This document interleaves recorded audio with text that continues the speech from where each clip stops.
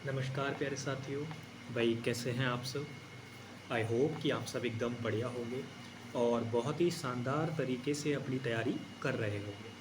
तो चलिए एक प्यारी सी क्लास की हम लोग शुरुआत करते हैं और बढ़िया तरीके से हम लोग इस क्लास के अंदर प्रैक्टिस क्वेश्चंस को करने वाले हैं। तो जैसा कि हम लोग 2025 के सभी एसएससी एग्ज़ाम्स के लिए जो टारगेट हम लोग लेकर चले थे वो बहुत हद तक पूरा हो चुका है और अब केवल लास्ट चीज़ बची हुई है जिसकी सबसे ज़्यादा ज़रूरत होती है एक बच्चे को किसी भी एग्ज़ाम को क्रैक करने के लिए, वो होती है प्रैक्टिस। तो आपको याद होगा सबसे पहले 2025 के सभी एसएससी एग्ज़ाम्स के लिए मैंने फाउंडेशन बैच आपका चलाया था जिसकी मदद से मैंने आपका सिलेबस कंप्लीट कराया। उसके बाद मैंने फिर आप लोगों का टॉपिक वाइज प्रैक्टिस बैच चलाया था जो कि अभी जस्ट 1-2 दिन पहले ही मैंने उसको ख़त्म किया है। यानी उसमें जितनी भी क्लासेस मुझे लेनी थी, जो भी टॉपिक्स मुझे प्रैक्टिस कराने थे वो मैं करा चुका हूँ। अब मेरे प्यारे साथी, यहाँ से आप सभी लोगों की तैयारी का सबसे इम्पॉर्टेंट हिस्सा शुरू होने वाला है कि आपने कितना सीखा है। वो आप लोग अब अपना जो है इवैल्यूएट करेंगे कि आपने कितना सीखा है और क्या आपको करने की ज़रूरत है। यानी आज से हम लोग जो है शुरू करने वाले हैं मॉक टेस्ट। क्या शुरू करने वाले हैं प्यारे साथी? मॉक टेस्ट, ठीक है ना। तो ये पहला मॉक टेस्ट रहने वाला है और मैं आपकी जानकारी के लिए एक बात और बताना चाहूँगा। जब आपका एग्ज़ाम आने वाला होगा तब हम इन मॉक टेस्ट के अंदर 25 क्वेश्चंस को ऐड करेंगे, यानी 25 क्वेश्चंस हम लोग करेंगे।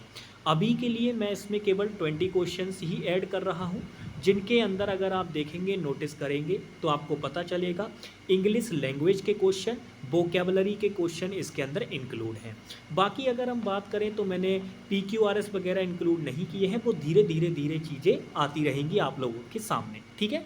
चलिए तो शुरू करते हैं आज की क्लास को। पहली क्लास है इसीलिए थोड़ा आराम से और एकदम बेसिक से पूरी जानकारी देते हुए मैं चल रहा हूँ। सबसे पहला क्वेश्चन आप लोगों के सामने है, करिए इसका आंसर। क्वेश्चन का टैग बकायदा आप लोगों को नज़र आएगा। ये CHSL 2024 के प्री में पूछा गया था, यानी कोई ज़्यादा पुराना क्वेश्चन मैं आपके सामने नहीं कराऊंगा मॉक टेस्ट के अंदर। आप ये मान के चलिए ये PYQ मॉक टेस्ट रहने वाले हैं, यानी जो प्रीवियस ईयर में पूछा गया है वही आपके सामने होगा। तो सबसे पहला क्वेश्चन आपके सामने है। क्वेश्चन की डायरेक्शन को पढ़िएगा और आंसर निकालिएगा।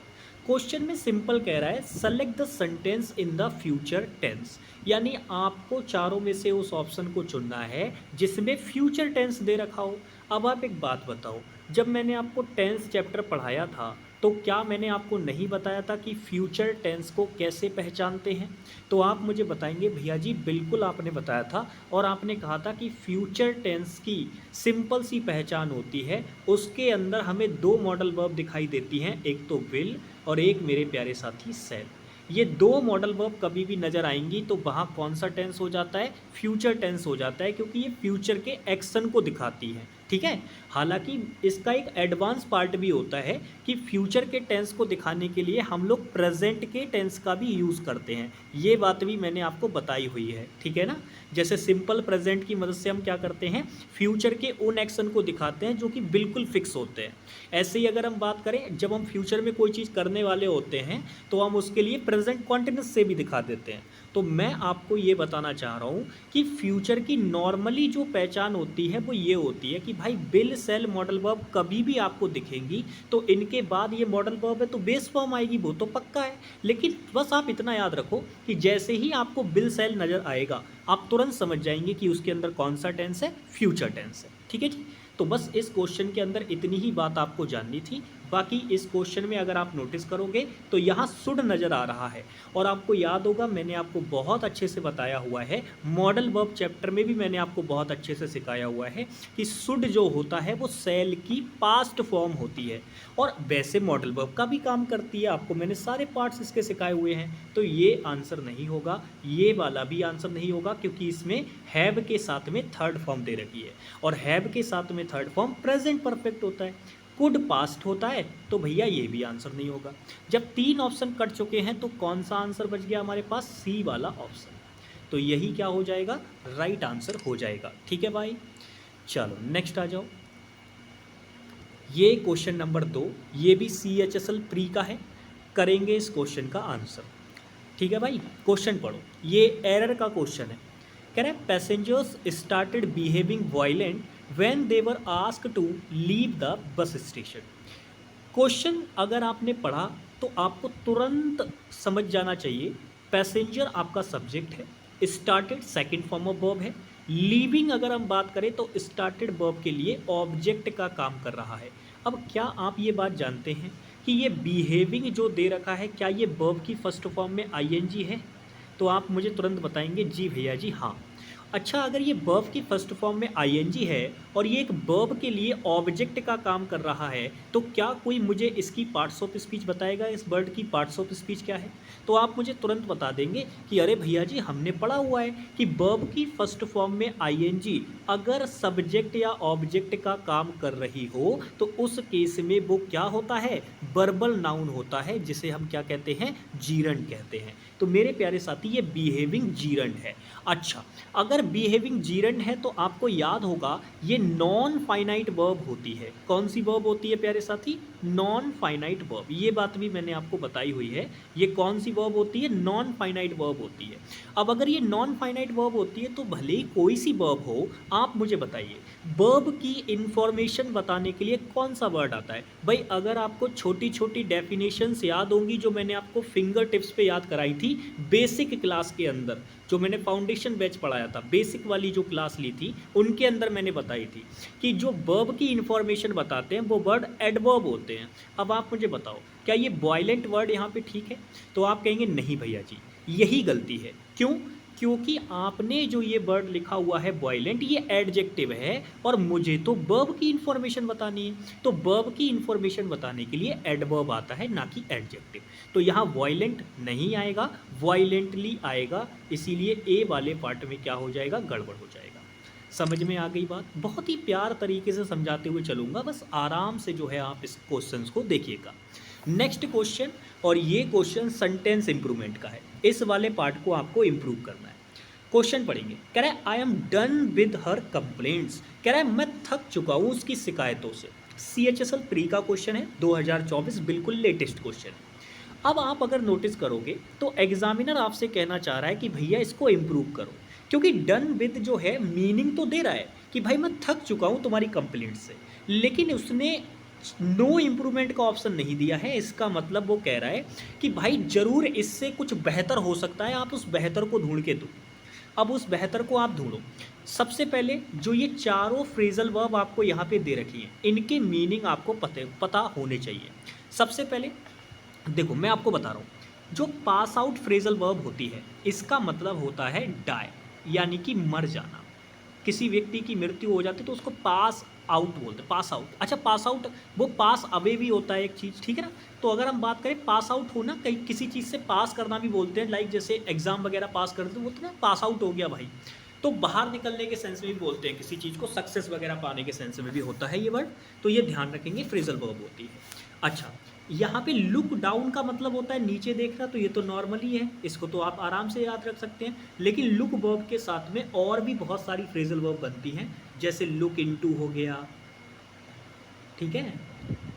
ऐसी अगर हम बात करें लुक अप हो गया, बहुत सारी फ्रेजल वर्ब बनती हैं। लुक आफ्टर हो गया, ठीक है? तो काफ़ी सारी फ्रेजल वर्ब बनती हैं। लुक आफ्टर, लुक आफ्टर का मतलब किसी का देखभाल करने के सेंस में होता है। लुक इनटू इन्वेस्टिगेट करने के सेंस में होता है। और लुक अप का मतलब नॉर्मली किसी चीज़ को देखने के सेंस में होता है। तो ये बहुत सारी फ्रेजल वर्ब होती हैं जो कि आपके सामने देखने को मिलती होंगी। क्वेश्चन फ्रेजल वर्ब से पूछता ही पूछता है। तो मैं फ्रेजल वर्ब की एक एक्स्ट्रा क्लास भी लेने की सोच रहा हूँ, तो मैं वो क्लास लूँगा आप लोगों की बहुत जल्द, और उसके अंदर मैं कोशिश करूँगा जितनी भी PYQ फ्रेजल वर्ब हैं जो आपकी क्वेश्चन पूछे गए हैं वो आपके सामने रख दूँ, ठीक है भाई? चलिए। अच्छा, हेड डाउन का मतलब क्या होता है? आप अगर इसमें ध्यान से देखेंगे तो ये हेल्ड जो है वो होल्ड की सेकेंड फॉर्म है। तो असल में जो फ्रेजल वर्ब होती है वो होल्ड डाउन होती है। होल्ड डाउन का मतलब होता है किसी चीज़ को पकड़ के रखना। तो फिलहाल तो अगर हम बात करें, ना तो ये आंसर है, ना ये वाला आंसर है, ना ये वाला आंसर है। आंसर जो इसका बनेगा, जो एकदम राइट फ्रेजल वर्ब दे रखी है वो डी वाली दे रखी है, जिसका मतलब होता है किसी चीज़ से बहुत ज़्यादा थक जाना, एग्जस्ट हो जाना, यानी फेड अप विद, ठीक है? तो फेड अप विद जो फ्रेजल वर्ब होती है इसी का मतलब होता है किसी चीज़ से थक जाना, ऊब जाना। तो ये डी ऑप्शन हमारा इसका राइट आंसर हो जाएगा। नेक्स्ट क्वेश्चन नंबर 4, ये भी एरर का क्वेश्चन है भाई, CHSL प्री का है, टैग बकायदा मैंने लगाया हुआ है। क्वेश्चन का आंसर करेंगे, पढ़िए। कह रहा है the couple prefer to walk until the last house of the town. अब क्वेश्चन में सबसे पहली बात ये है, ये अंटिल का जब कोई बच्चा मीनिंग निकालेगा तो उसको लगेगा कि यार बिल्कुल ठीक सही है, क्योंकि एक तो होता है जब तक नहीं और एक होता है जब तक। ठीक है, तो टिल और अंटिल मैंने आपको सिखाया हुआ है, लेकिन आपकी जानकारी के लिए बता दूं यहाँ दोनों में से ही कोई सा नहीं आएगा। लेकिन मैंने आपको बता रखे हैं कि टिल और अंटिल जो होते हैं ना, ये प्रेपोजिशन होते हैं, लेकिन ये टाइम को दिखाने वाले वर्ड होते हैं, टिल और अंटिल दोनों के दोनों। फिलहाल यहाँ पे इसकी कोई नीड नहीं है, हमें यहाँ प्रेपोजिशन तो लगानी है, लेकिन उस प्रेपोजिशन का बहुत ध्यान से चयन करना है। कैसे लगाएंगे देखो, अगर आप नोटिस कर पा रहे होगे तो आपको समझ में आएगा कि यहाँ पे वॉक करने की बात हो रही है last house of the town, यानी कहीं ना कहीं यहाँ पे एक व्यक्ति जो है, ये कपल जो है, वो अपनी डेस्टिनेशन तक जाने की बात कर रहे हैं कि भैया इन्होंने डिसाइड किया है वॉक करने का, कहाँ तक, लास्ट हाउस, अंतिम घर तक। किस घर तक, टाउन के, यानी शहर के अंतिम घर तक वॉक करके चलना जाना इन्होंने क्या किया है, प्रेफर किया है। तो मेरे प्यारे साथी आप यहाँ पे समझिएगा, डेस्टिनेशन के सेंस में हम लोग दो प्रेपोजिशन लेके चलते हैं, एक तो टू और एक टूवर्ड्स। दोनों मैंने बहुत अच्छे से जो है आपको चैप्टर पढ़ा रहा था जब मैं प्रेपोजिशन, तब मैंने आपको सिखाई थी। मैंने क्या बताया था, मैंने कहा था जैसे आप ये मान के चलिए, आप एक सड़क से गुजर रहे हैं और सड़क में आपकी डेस्टिनेशन है ये स्कूल, लेकिन उसके बीच में ये मंदिर पड़ा, उसके बीच में क्या, ये मंदिर पड़ा, लेकिन आपकी डेस्टिनेशन क्या है, ये स्कूल डेस्टिनेशन है। तो आपकी जो डेस्टिनेशन एग्जैक्ट होती है जहां आप जाना चाहते हैं, उसके लिए आपको हमेशा टू का यूज़ करना होता है। और आप अपनी डेस्टिनेशन तक पहुंचने के लिए जिस चीज़ से होकर गुजरते हैं, लाइक इस मंदिर के सामने से होकर अगर आप गुजरे हैं अपनी डेस्टिनेशन तक पहुंचने के लिए, तो उसके लिए आपको टूवर्ड्स वर्ड का यूज़ करना होता है, जो कि एक प्रेपोजिशन होती है। तो ये डिफरेंस मैंने आपको बेसिक सा समझाया था डेस्टिनेशन के सेंस में। फिलहाल यहाँ पे आप जो है अंटिल प्रेपोजिशन ना लगा के टू प्रेपोजिशन लगाएंगे, तब आपका क्वेश्चन राइट होगा। तो ये वाला ऑप्शन खत्म हो गया, यानी यही वाला आंसर हमारा क्या होगा, राइट होगा।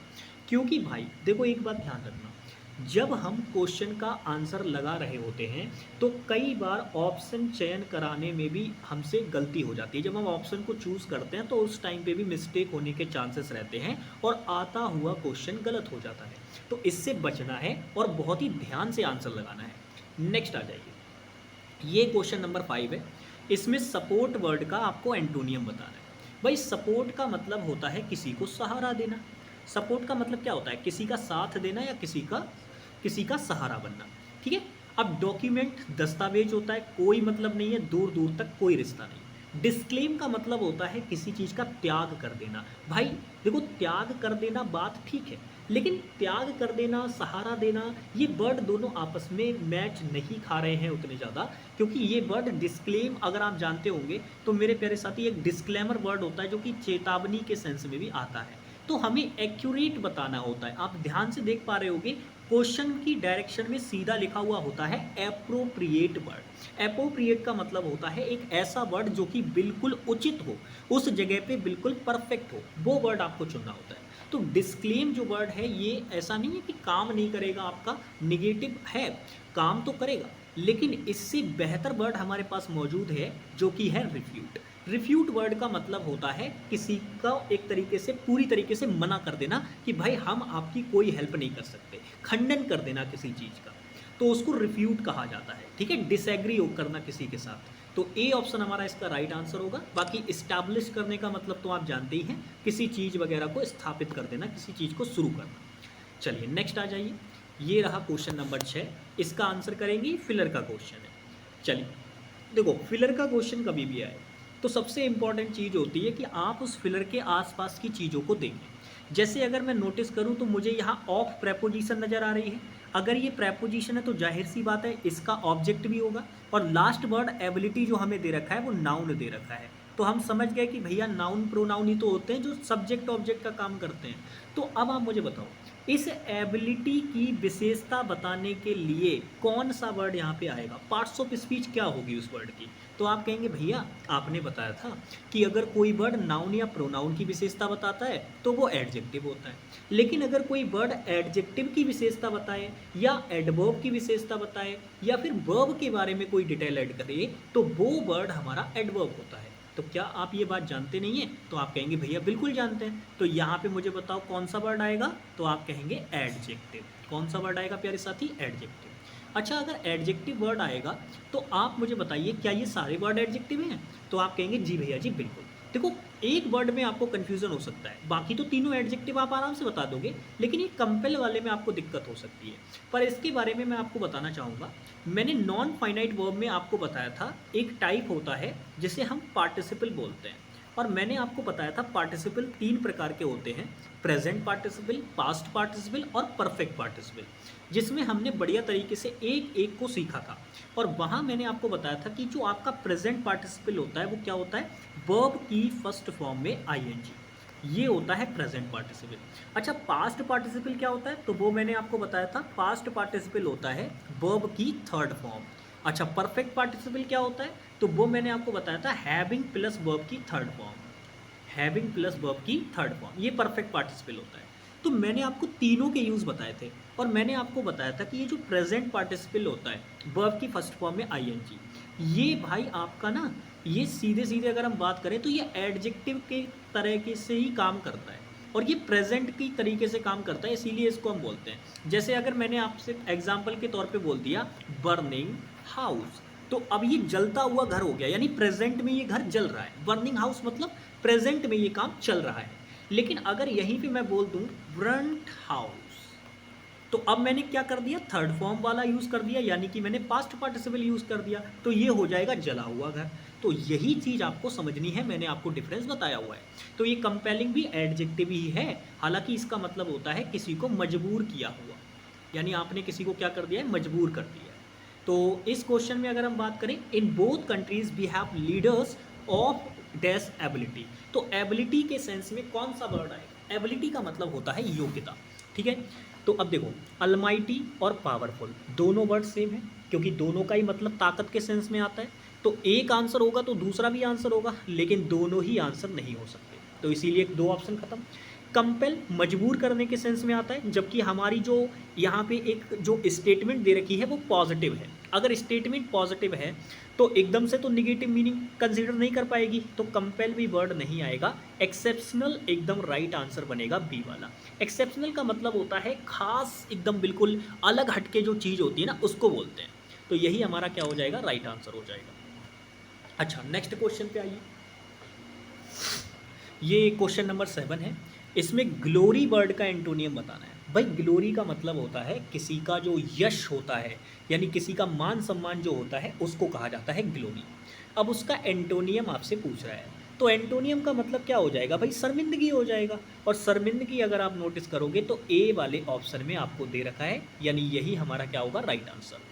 बाकी देखो, डिलाइट अगर हम बात करें तो ये एकदम सम्मान वगैरह के सेंस में, ऑनर भी सम्मान के सेंस में, और ग्लूटनी जो होता है ये होता है पेटू के सेंस में, यानी जो मोटू से रिलेटेड चीज़ें होती हैं उसके सेंस में आता है ग्लूटन वर्ड, ठीक है। नेक्स्ट आ जाइए, ये क्वेश्चन नंबर 8 है। इसमें अगर आप नोटिस करोगे तो ये एक ईडियम आपको दे रखी है, इस ईडियम का आपको मीनिंग बताना है, ठीक है।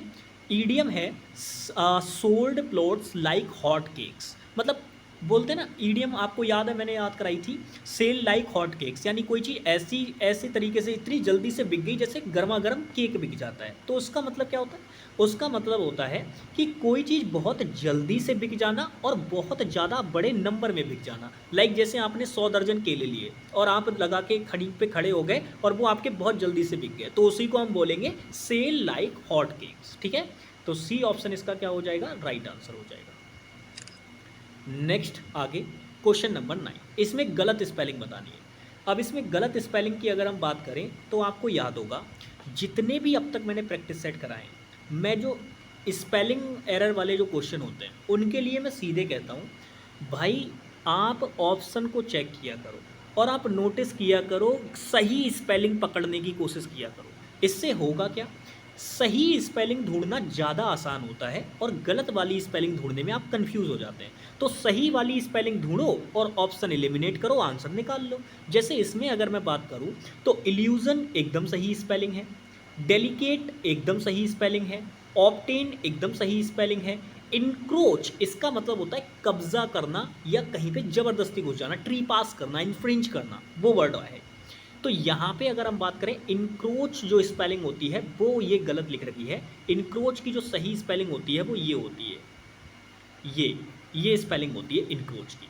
तो यहाँ पे यही स्पेलिंग गलत दे रखी है, यानी बी ऑप्शन हमारा राइट आंसर है। तो हमने ये कैसे पता किया, हमारा पता करने का सिंपल सा तरीका था, एग्जामिनर गलत स्पेलिंग पूछे या सही स्पेलिंग पूछे कभी भी कंफ्यूज नहीं होना है, आपको सही वाली ढूंढनी है और ऑप्शन एलिमिनेट करके आंसर आपको निकालना है।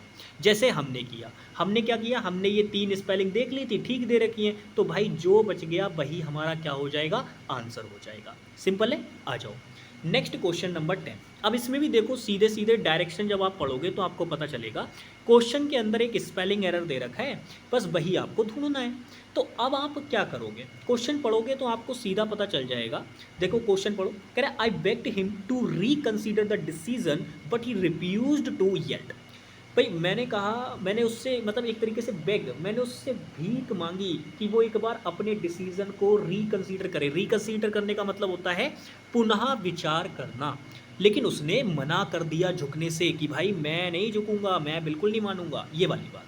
तो रिकंसीडर की अगर आप नोटिस करोगे तो यहाँ स्पेलिंग जो है वो गलत दे रखी है, क्योंकि रिकंसीडर की जो स्पेलिंग होती है वो ये होती है, ये होती है रिकंसीडर की स्पेलिंग। तो यहाँ पे ये ऑप्शन गलत हो गया, यानी डी वाला ही आंसर क्या होगा, राइट होगा। ठीक है भाई, नेक्स्ट आगे चलते हैं, क्वेश्चन नंबर 11, इसका आंसर करो। इसमें भी एंटोनियम बताना है आपको ट्रिवियल वर्ड का। तो देखो ट्रिवियल का मतलब अगर मैं बात करूं तो ट्रिवियल बेसिकली वो चीज़ें होती हैं जो कि बहुत ज़्यादा कम इम्पॉर्टेंट है आपके लिए, यानी कि लेस इम्पॉर्टेंस वाली जो चीज़ें होती हैं उनको हम क्या कहते हैं, ट्रिवियल कहते हैं। ठीक है प्यारे साथी, लेस इम्पॉर्टेंट, तो ट्रिवियल कहते हैं उनको। अब इसका अगर हम बात करें, एसेंशियल आवश्यक यानी बहुत ज़रूरी हो जाएगा।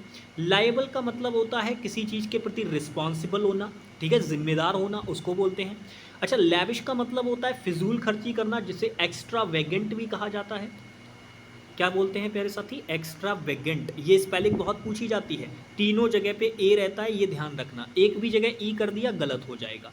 ठीक है, तो ये चीज़ है। फिलहाल आप आंसर समझ चुके होंगे, वेन इसका क्या होगा। एंटोनियम हमसे पूछ रहा है, ध्यान से समझेंगे। ट्रिवियल का मतलब होता है तुच्छ, यानी बहुत ही ज़्यादा लेस इंपॉर्टेंस वाली चीज़, और एसेंशियल का मतलब होता है समथिंग इज़ वेरी इंपॉर्टेंट। तो ए ऑप्शन हमारा इसका क्या हो जाएगा, राइट आंसर। भाई समझो, एक चीज़ बिल्कुल भी ज़रूरी नहीं है, बहुत कम ज़रूरी है, और एक चीज़ बहुत ज़्यादा ज़रूरी है, तो उसको हम बोलते हैं नेसेसरी, एसेंशियल, इम्पॉर्टेंट, ऐसे करके। तो ए ऑप्शन इसका राइट आंसर हो जाएगा।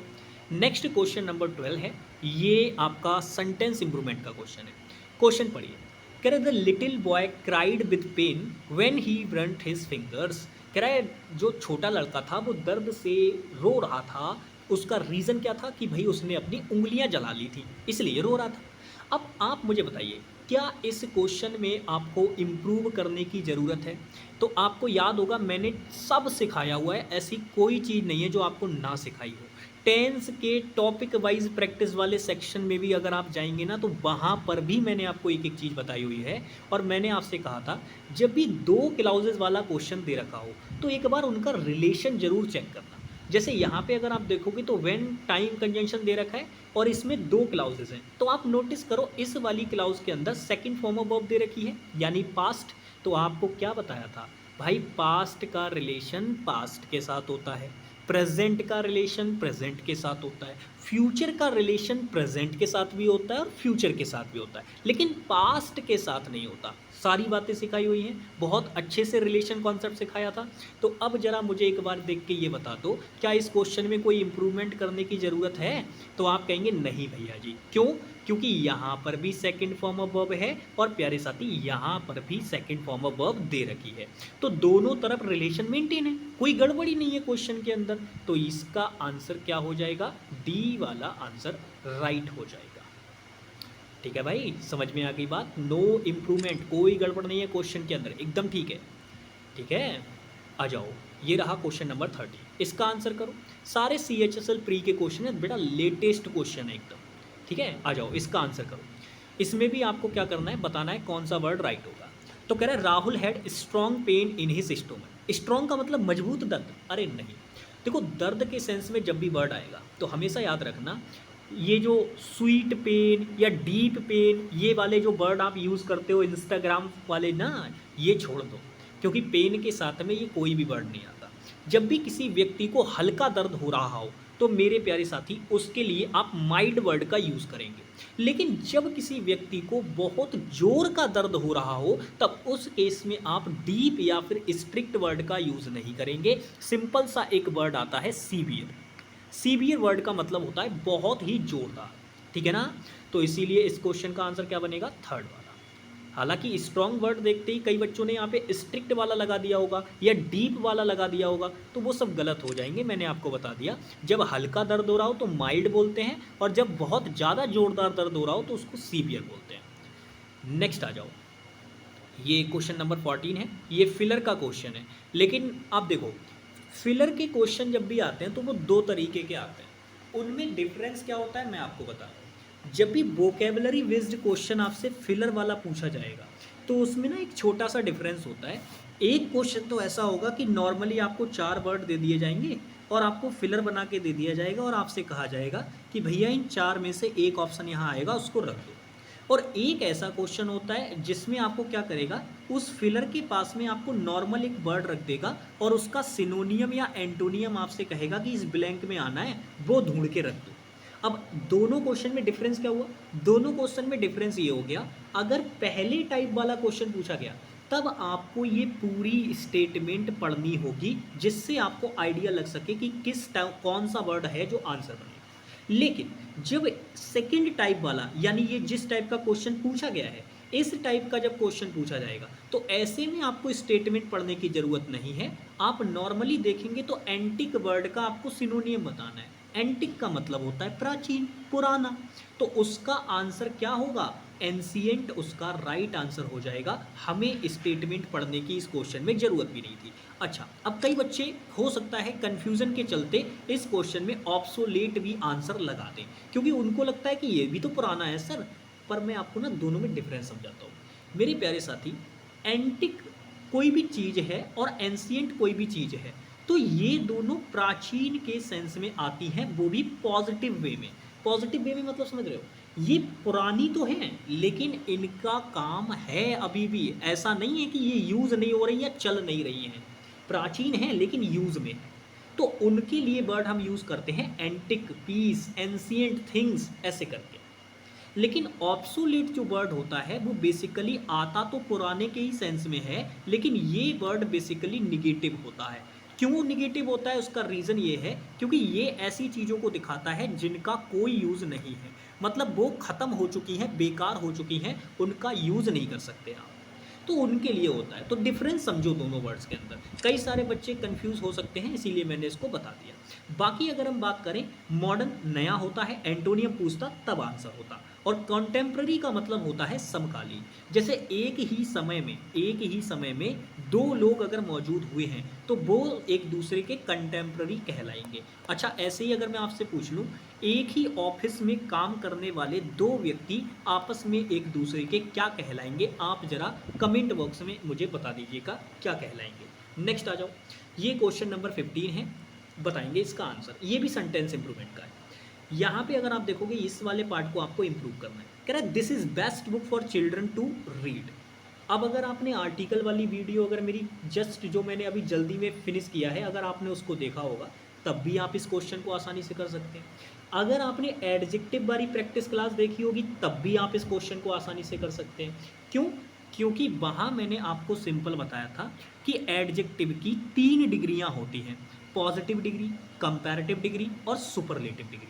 जिसमें मैंने आपको बताया था कि जो पॉजिटिव डिग्री का एडजेक्टिव होता है इसके साथ तो आर्टिकल ए और एन का आप यूज़ कर सकते हैं, अच्छा, जो कंपैरेटिव डिग्री का ये एडजेक्टिव होता है इसके साथ तो हम द का ही यूज़ करते हैं। ऐसे ही सेम जो सुपरलेटिव डिग्री का एडजेक्टिव होता है उसके साथ भी हम लोग हमेशा द का यूज़ करते हैं। अगर आप आर्टिकल नहीं लगाते हैं या आर्टिकल ए या फिर एन लगा देते हैं तो वो चीज़ें गलत हो जाएंगी।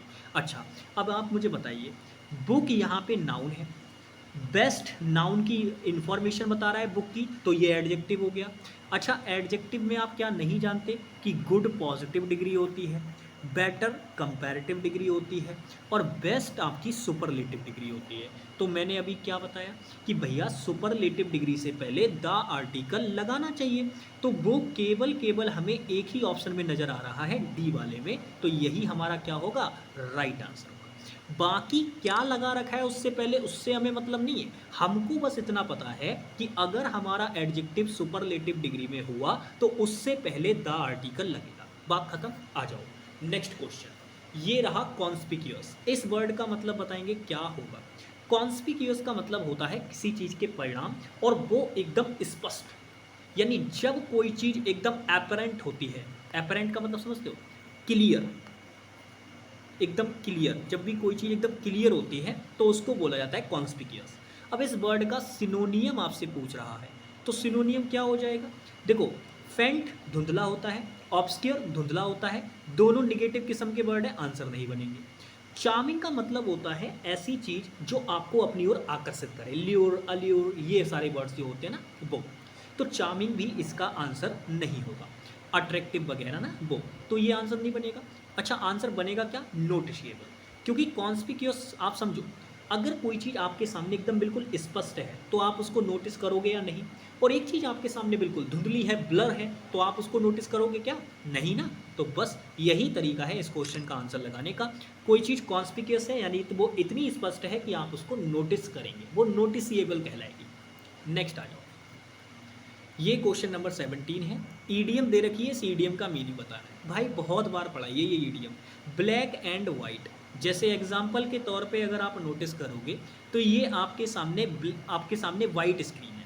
अब इस वाइट स्क्रीन पे अगर मैं यहाँ पे कुछ लिखता हूँ तो आप नोटिस कर पा रहे होंगे ये मैंने क्या लिख दिया, तो आप तुरंत कहेंगे कि भैया जी आपने वाइट पेपर पे ब्लैक से लिख दिया। यानी जब आप रिटर्न में कोई चीज़ देते हैं तो उसी के लिए एक ईडीएम कहा जाता है कि भैया हमको ब्लैक एंड वाइट में चीज़ें चाहिए। ब्लैक एंड वाइट बोले तो रिटर्न, लिखित रूप में जब आप किसी चीज़ को मांगते हैं तो उसी को कहा जाता है ब्लैक एंड वाइट।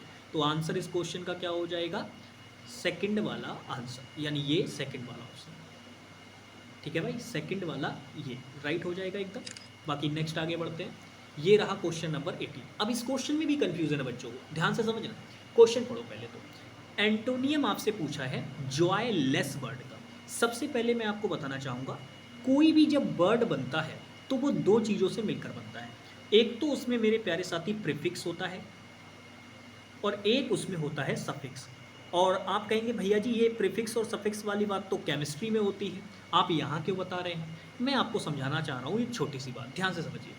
प्रीफिक्स और सफिक्स मैं इसीलिए बता रहा हूँ क्योंकि ये वोकेबलरी का सबसे इम्पॉर्टेंट हिस्सा होता है, क्योंकि इन्हीं की मदद से आप वोकेबलरी को बहुत आसानी से याद कर सकते हैं। यही प्रीफिक्स और सफिक्स आप लोगों के लिए रूट वर्ड का काम करते हैं। आपको याद होगा, आपने कई सारी वीडियोस भी देखी होंगी जिनमें टीचर्स रूट वर्ड से वोकेबलरी याद कराते हैं। तो वो और कुछ नहीं होता, वो बस वो आपको प्रीफिक्स और सफिक्स में तोड़ तोड़ के वोकेबलरी याद करा रहे होते हैं। तो प्रीफिक्स और सफिक्स में अगर आपको मैं एक बात बताना चाहूँ तो ध्यान से मेरी बात समझना।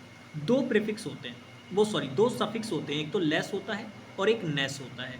सबसे पहले दोनों में अगर मैं आपको डिफरेंस बताऊं तो लेस वाला जो होता है ये पार्ट्स ऑफ स्पीच के अनुसार एडजेक्टिव होता है, और जो नेस वाला होता है ये पार्ट्स ऑफ स्पीच के अनुसार नाउन होता है। दोनों में डिफरेंस बस इतना सा है, जब आप नेस वर्ड लगाते हैं, लेस आप लगाते हैं सफिक्स, तो ये पॉजिटिव मीनिंग करता है, ठीक है ना। और जब आप लेस लगाते हैं तो ये निगेटिव मीनिंग करता है। निगेटिव मीनिंग मतलब ये उस चीज़ की कमी दिखाएगा। जैसे अब आप यहाँ पे देखो, यहाँ पे वर्ड लिखा हुआ है जॉय और लेस, तो जॉय का मतलब होता है खुशी और लेस मैंने कहा कमी को दिखाएगा। तो ऐसी कोई चीज़ जिसमें खुशी की कमी है, जॉय लेस यानी उदास है वो चीज़, तो उसके लिए ये वर्ड होता है। अब आप ध्यान से समझिए, रेप्ट वर्ड अगर हम बात करें तो ये भी वर्ड जो है वो एक तरीके से निगेटिव किस्म का है, तो ये भी आंसर नहीं बनेगा। अच्छा, बीम का मतलब होता है मुस्कुराना। ये पॉजिटिव वर्ड तो है, लेकिन इसके साथ कंसीडर नहीं किया जा सकता। मुस्कुराना, खुश होना, दोनों में जमीन आसमान का अंतर है। तो इस वर्ड में अगर आप आंसर लगा के आए होंगे तो प्यारे साथी गलत हो जाएंगे इस क्वेश्चन के अंदर। बीम वर्ड का मतलब होता है मुस्कुराना, ये ध्यान रखेंगे। बीमिंग मतलब मुस्कुराना, लेकिन मुस्कुराना और खुश होना दोनों में जमीन आसमान का अंतर है। तो इसमें चूंकि बोल रहा है कि जॉयलेस मतलब खुश नहीं है व्यक्ति, उदास है।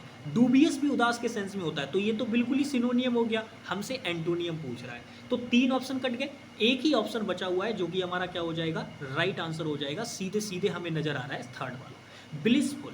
आपकी जानकारी के लिए बता दूं, ब्लिसफुल हो गया, चेरिश हो गया, ये सारे वर्ड जो है ना वो खुशी को दिखाते हैं। तो खुशी वर्ड दिखाने वाला जो है वो हमारे पास एक ही था इसमें, सी वाला ऑप्शन, तो यही राइट आंसर होगा। तो इसको पता है इतना एक्सप्लेन क्यों किया मैंने, ताकि आप लोग जो इसको कंफ्यूज कर रहे होंगे बीमिंग वर्ड से, क्योंकि कई सारे वर्ड बच्चे जानते हैं बीमिंग का मतलब मुस्कुराना होता है, ठीक है, मुस्कुराना होता है। तो मुस्कुराना वो पॉजिटिव वर्ड समझ के इसी को आंसर लगा दिए होंगे, पर भाई आपको इसको भी चेक करना था। आंसर आप देखोगे एप्रोप्रिएट एंटोनियम पूछा जाता है, इसीलिए ये वाला होगा। हाँ, ऐसा जरूर हो सकता था कि अगर ब्लिसफुल आपको आंसर नहीं देता, इसकी जगह पे कोई और यहाँ निगेटिव वर्ड दे देता हमें, तब हम आंसर बीमिंग लगाते। ठीक है, आ जाओ नेक्स्ट। ये क्वेश्चन बढ़िया है, सेंटेंस इंप्रूवमेंट का क्वेश्चन है, आंसर करेंगे भाई। क्वेश्चन पढ़ो, कह रहे it is general believe that the female ostrich guard the nest at night. कह रहे ऐसा सामान्यतः माना जाता है कि जो फीमेल ऑस्ट्रिच होती है वो रात में अपने नेस्ट यानी जो उसका घोंसला होता है उसको गार्ड करती है, यानी कि उसकी सुरक्षा करती है। अब आप मुझे बताओ, आप इस क्वेश्चन को देखते ही समझ गए होंगे कि इसमें क्या करना है हमको। सबसे पहली चीज आप नोटिस करो, इट इज जर्नल बिलीफ, यानी इस वाली क्लाउज के अंदर, क्योंकि दैट रिलेटिव प्रोनाउन होता है सभी लोग जानते हैं, यानी इसके अंदर 2 क्लाउजेज हैं, तो तुरंत लगाओ ना रिलेटिव कॉन्सेप्ट। कैसे लगाते हैं, रिलेशन वाला कॉन्सेप्ट कैसे लगाते हैं? तो आप कहेंगे देखो भैया जी, इसमें अगर हम देखें तो इधर बाजू प्रेजेंट का टेंस दे रखा है, तो जाहिर सी बात है इधर वाले में भी प्रेजेंट होना चाहिए, क्योंकि रिलेशन कॉन्सेप्ट से मैंने क्या बताया था, प्रेजेंट का रिलेशन प्रेजेंट के साथ होता है। तो जब यहाँ प्रेजेंट है तो इधर भी प्रेजेंट होना चाहिए। लेकिन आप एक चीज़ नोटिस करोगे तो पता चलेगा, यहाँ फीमेल ऑस्ट्रिच एक है, यानी जो हमारा नाउन दे रखा है, जो सब्जेक्ट दे रखा है वो सिंगुलर है। और अगर सब्जेक्ट सिंगुलर है तो प्यारे साथी जो आपकी वर्ब आएगी वो भी तो सिंगुलर आएगी, लेकिन यहाँ पर जो वर्ब आपको दी गई है वो प्लूरल वर्ब दी गई है। तो गलती तो हमें मिल चुकी है कि भाई गार्ड तो नहीं होगा, तो सिंगुलर वर्ब आएगी इसकी जगह पे। अब आप नोटिस करो, सिंगुलर वर्ब यहाँ पर भी है, सिंगुलर वर्ब यहाँ पर भी है, सिंगुलर वर्ब यहाँ पर भी है, यहाँ पास्ट कर दिया तो इसको तो हम हटा देंगे। लेकिन अब आप मुझे बताओ, जनरल बिलीव का मतलब समझते हो, सामान्यतः ऐसा माना जाता है कि ऐसा करती है, यानी कि ये एक ऐसी बात है जो वो करती ही करती है सामान्यतः। मतलब हम एक प्रकार से एक प्रोवर्ब, एक कहावत, एक चली आ रही मान्यता की बात कर रहे हैं। और ऐसे सेंस में मैंने आपको बताया था, जब मैं प्रेजेंट इंडेफिनिट टेंस पढ़ा रहा था तब मैंने आपको बताया था कि ऐसा कोई काम जो डेली बेसिस पे हो रहा है, जिसमें प्रोवर्ब्स भी आती हैं आपकी, और क्या नाम है, ईडियम्स भी आते हैं, जो चीज़ मतलब जनरल बिलीफ वाली चीज़ें हैं, तो उनको हम लोग प्रेजेंट इंडेफिनिट में रखते हैं। अब आप नोटिस करो, यहाँ पे प्रेजेंट कॉन्टिन्यूस है, हालांकि एग्जामिनर ने चालाकी खेल के आपको सिंगुलर वर्ब दी ताकि वो आपको कंफ्यूज कर सके, लेकिन अगर आपको ये वाली जानकारी है जो मैंने आपको बताई है तो आप क्वेश्चन गलत नहीं करते, आप तुरंत इसको उड़ा देते। अच्छा, डज यहाँ पे लगा के क्या ठीक हो जाएगा क्वेश्चन? बिल्कुल भी नहीं। क्यों?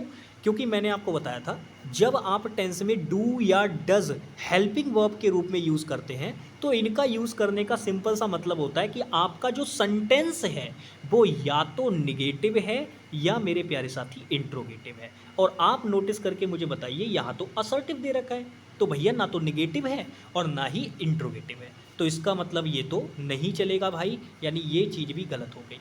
तो हमारे अगर आप नोटिस करेंगे तो 3 ऑप्शन जा चुके हैं, और 3 ऑप्शन जा चुके हैं तो भाई एक ही तो बचा, जो बच गया वही क्या हो जाएगा, आंसर हो जाएगा। नेक्स्ट और लास्ट क्वेश्चन पे आते हैं, ये है आज का लास्ट क्वेश्चन। और आपको याद होगा वोकेबलरी में सिर्फ आपके ईडियम फ्रेजेस ही नहीं पूछे जाते, एंटोनियम या फिर सिनोनियम्स ही नहीं पूछे जाते, बनवर्ड ही नहीं पूछे जाते, एक और भी चीज़ होती है जिसको हम बोलते हैं होमोनिम। अच्छा, होमोनिम क्या होते हैं? होमोनिम के बारे में अगर मैं बात करूं तो ये कुछ ऐसे वर्ड्स होते हैं जिनको अगर आप देखोगे तो उनका प्रोनाउंसिएशन थोड़ा थोड़ा सेम निकल के आएगा, बट लेकिन उनका जो मीनिंग होगा और जो उनकी स्पेलिंग होगी वो डिफरेंट होगी। जैसे आप इन चारों वर्ड को अगर पढ़ के देखोगे तो चारों की स्पेलिंग में जब आप इनको प्रोनाउंस करोगे तो क्या बोलेंगे, पियर पियर पियर पियर, ऐसे। तो ये चारों का प्रोनाउंसिएशन ये निकल के आएगा, लेकिन चारों का मीनिंग डिफरेंट है। सबसे पहले जानकारी के लिए एक बात और, ये वाला तो कोई वर्ड ही नहीं होता, ज़बरदस्ती में बनाया गया है, कोई वर्ड नहीं है। लेकिन ये सारे वर्ड मीनिंगफुल हैं। इनमें आपको जानना होगा, ये जो पेयर होता है ये प्यारे साथी जोड़े के सेंस में आता है, यानी कपल के सेंस में आता है। ठीक है, pair, a pair of shoes यानी एक जोड़ी जूते, ऐसे करके। अच्छा, ये वाला जो पेयर होता है तो आप जानते हैं ये तो नाशपाती की स्पेलिंग है भाई, बचपन में बहुत फलों के नाम पड़े हुए हैं, तो ये तो नाशपाती की स्पेलिंग है। अच्छा, ये वाला जो पेयर होता है मेरे प्यारे साथी, अगर हम बात करें तो ये वर्ड थोड़ा सा रिकॉल करने में मैं अभी इसको मिस कर रहा हूँ। हालांकि एक पायर्सिंग वर्ड होता है, वो कष्टदायक के सेंस में होता है, वो अलग वर्ड होता है, तो ये थोड़ा सा मैं मिस कर रहा हूँ। लेकिन आपकी जानकारी के लिए बस एक बात बताऊंगा कि ये वर्ड भी मीनिंगफुल है। केवल ये वर्ड एक ऐसा है जो मीनिंगफुल नहीं है, बाकी ये तीनों वर्ड आपके मीनिंगफुल हैं। तो आपका इस क्वेश्चन का कौन सा राइट आंसर बनेगा वो मैं आपको बता देता हूँ। क्वेश्चन में अगर आप नोटिस करोगे तो कह रहा है yesterday I ate only a pair of apples for my dinner. तो कह रहा है कल मैंने केवल एक, मतलब दो सेब ही खाए थे, यानी अ पेयर ऑफ एप्पल्स का मतलब केवल दो सेब, यानी एक जोड़ी सेब उसने खाए, दो सेब खाए, यानी कहने का मतलब ये है। तो पेयर के सेंस में यानी कि वर्ड हम यहाँ पे यूज़ करेंगे, यानी डी ऑप्शन इसका क्या होगा, राइट होगा। तो भाई ये रहा आपका पहला मॉक टेस्ट जिसके अंदर हम लोगों ने 20 क्वेश्चन किए। मैं आशा करता हूँ कि आपको ये पसंद आया होगा। मैंने जितनी नॉलेज ज़रूरत है, जितनी आपको जानने की, उतनी मैंने हर चीज़ें बताने की कोशिश की है। तो आशा करता हूँ कि आपको ये चीज़ पसंद आई होगी। बाकी मिलते हैं आप लोगों से नेक्स्ट क्लास में, तब तक के लिए बाय बाय, टेक केयर, जय हिंद प्यारे भाई।